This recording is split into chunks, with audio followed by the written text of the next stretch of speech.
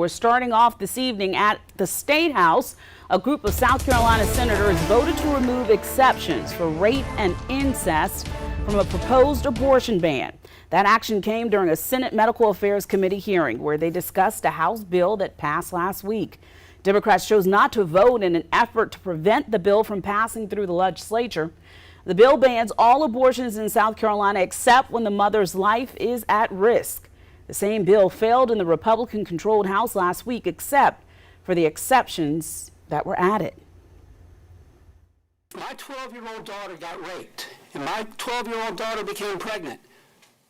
This amendment takes away my right to counsel her. It takes away the physician's right to counsel her. Understandably associating the trauma with the child, and now we're to the point of we are transferring the penalty for the criminal liability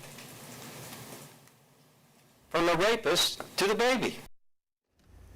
The committee is currently discussing several amendments to the bill. The full Senate is returning tomorrow at 10 in the morning to debate the bill on the floor. Well, the ban that lawmakers are now working on would replace the state's fetal heartbeat law, which currently is on hold, if you remember. So here's a little bit of background information to get you caught up. Now, in 2016, then Governor Nikki Haley signed a bill that bans abortions after 20 weeks of pregnancy.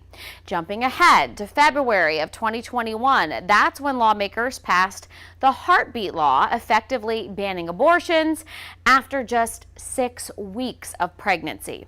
Now, that law, the fetal heartbeat law, was blocked in court almost immediately after it was signed. And then in June of this year, the U.S. Supreme Court overturned Roe v. Wade. So the fetal heartbeat law then went into effect 3 days after that. And again, you cannot get an abortion under the fetal heartbeat law after 6 weeks of pregnancy.